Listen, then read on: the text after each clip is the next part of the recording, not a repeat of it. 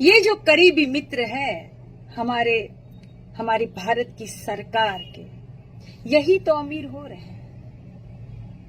बाकी जनता भारत की कहां दिखाई दे रही है सरकार को?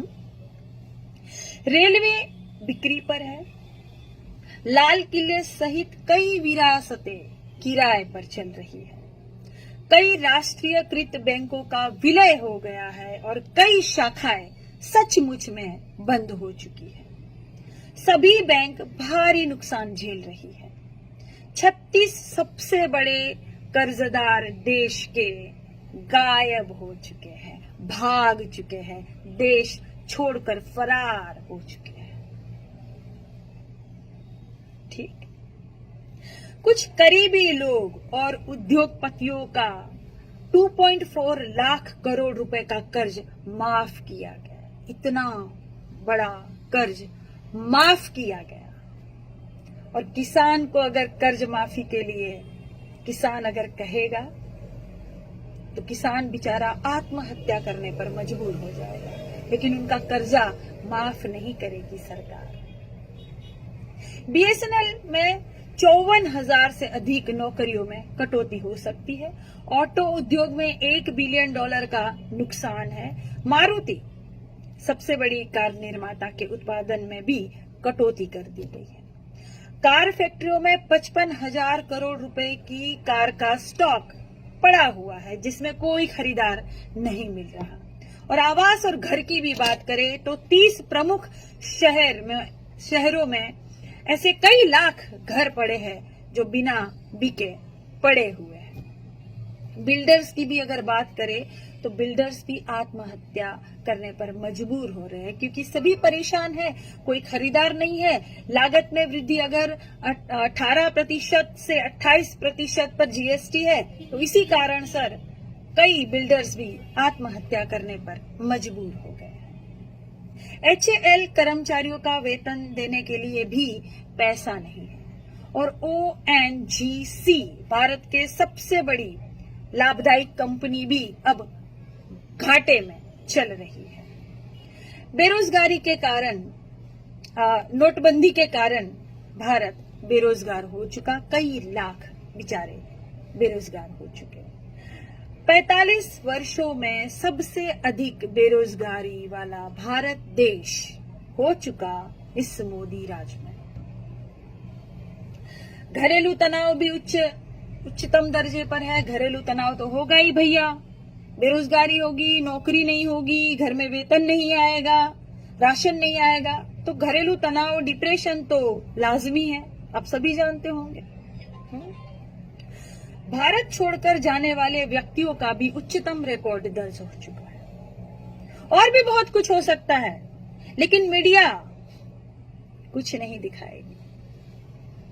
मीडिया भारत बनाम पाकिस्तान और हिंदू बनाम मुस्लिम खेलती रहेगी, इसी में ये व्यस्त रहेंगे और फिर अभी तो मंदिर और उनका रंग रोगान दिखाने में भी मस्त रहेंगे।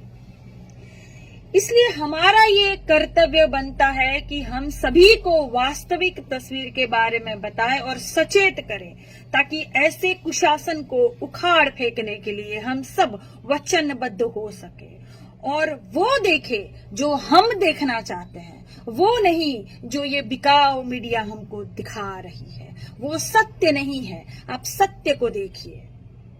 मेरा आप सबसे यही आग्रह है कि आप सत्य को देखिए, सच्चाई को देखिए, जमीनी हकीकतें देखिए, वो नहीं जो ये मीडिया आपको दिखा रही है। निजीकरण के लिए सरकार इतनी उतावली क्यों है, जबकि ये बिंदु उनके मैनिफेस्टो में भी नहीं था। सरकार पहले कहती थी कि हम निजीकरण तो बिल्कुल नहीं करेंगे, उनके मैनिफेस्टो में भी ये नहीं था, लेकिन अब निजीकरण के लिए ही ये सरकार उतावली दिख रही है। और इतना होने के बाद भी भारत के 4 या 5 उद्योगपति ही अमीर हो रहे हैं। जांच और शोध का विषय है।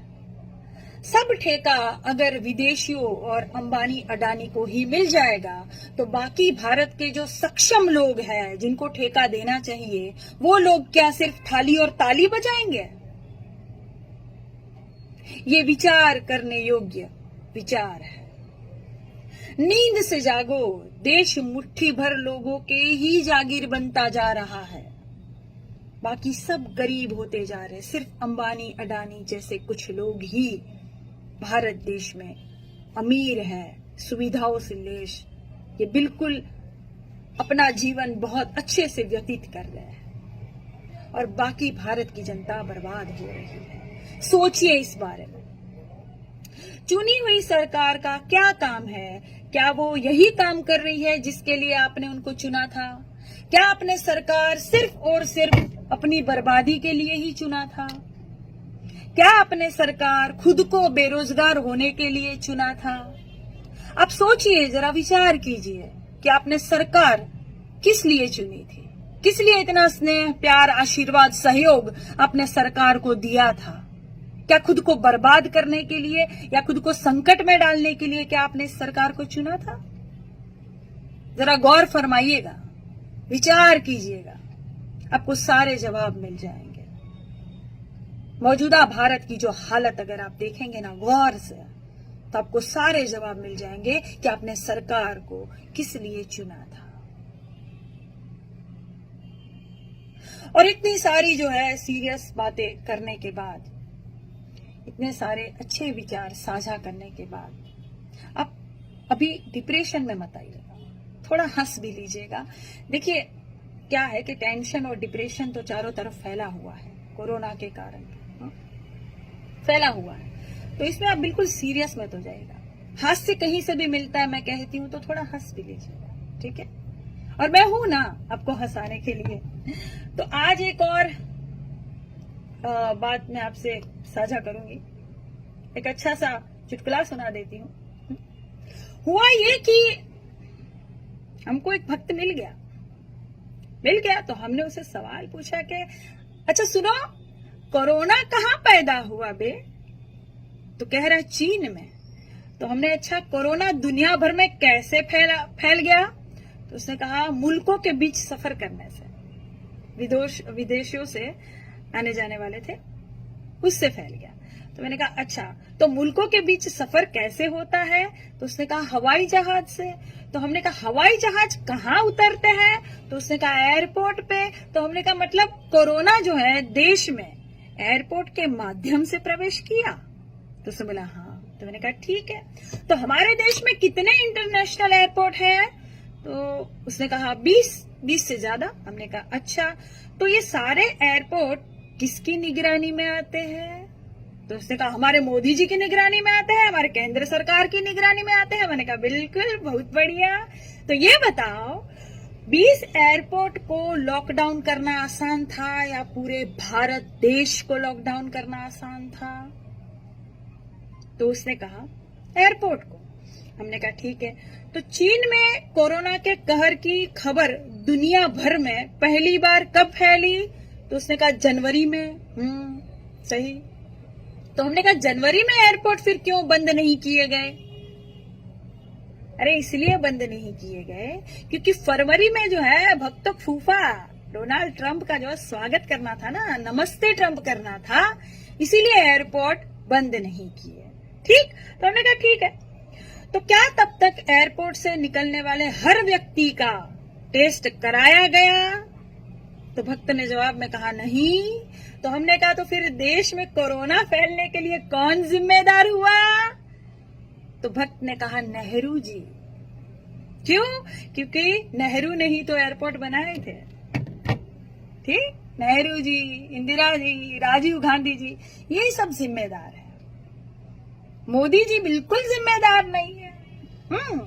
लेकिन काजल निषाद है आपके सामने, आपको बिल्कुल भूलने नहीं दूंगी कि कोरोना का संकट जो है वो माननीय मोदी जी के कारण ही फैला है। ठीक। और कितने लोग कहते हैं कि काजल निषाद बोलने में थोड़ा शालीनता रखो। अरे भैया, शालीनता तो बहुत से नेता रखते हैं, हम तो ऐसे ही बोलते हैं। तुम जाओ किसी शालीनता वाले नेता को सुनो, हमको सुनने काहे आते हो? शालीनता नहीं दिखेगी, वो गई, शालीनता नहीं दिखेगी। शालीनता करके करे भी क्या? हम तुम्हारे फूफी की बेटी की बहन की भतीजी की सहेली है क्या? क्या करेंगे हम शालीनता रख के? तुमको करना क्या है? सुनना है तो सुनो, नहीं सुनना है तो मत सुनो, आपकी मर्जी। ठीक, धन्यवाद। अगर आप चाहते हैं गरीब हर वंचित इंसान की आवाज आप तक पहुंचे तो हमारे चैनल को सब्सक्राइब करें और बेल आइकन का बटन दबाना ना भूलें। देखते रहिए बहुजन हलचल न्यूज।